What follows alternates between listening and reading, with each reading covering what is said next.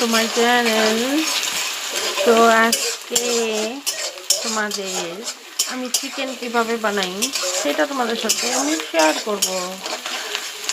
তো আমি প্রথমেই তোমাদের ভিডিও স্টার্ট করার আগে আমি পেঁয়াজ ভাজতে বসায়া দিয়েছি। তো পেঁয়াজটা লাল লাল ব্রাউন ব্রাউন হবে।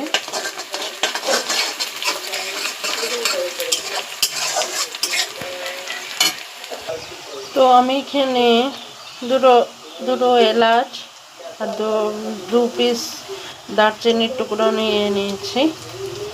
তো এটাকে আমি থেতলায় নেব। হামুদিসটা তো নেই, এই যে এটা আছে শিলের নোড়া।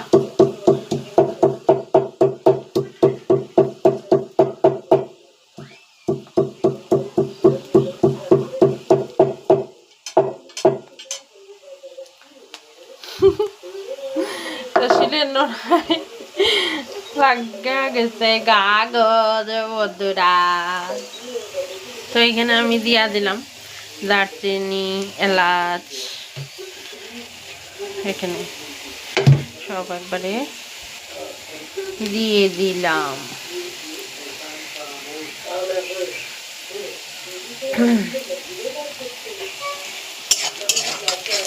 তো লাল লাল ব্রাউন ব্রাউন হইতেই পেঁয়াজটা।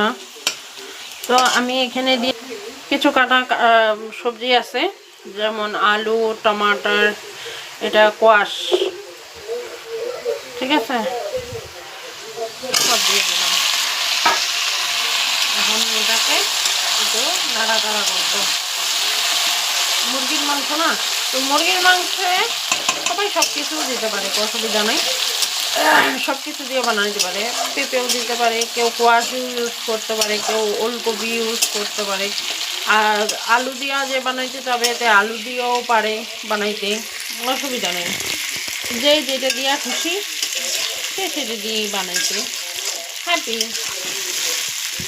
খালি আলু দিয়েও আমি বানাই, কিন্তু আজকে বললাম কোয়াশটা আছে, তো কোয়াশটা দিয়ে আমি বানাই মাংসটা, মুরগির মাংস। তো এগুলোর মধ্যে আমি এখন দিয়ে দিব যে সামান্য পরিমাণ লবণ। লবণ আমি দিয়ে দিলাম।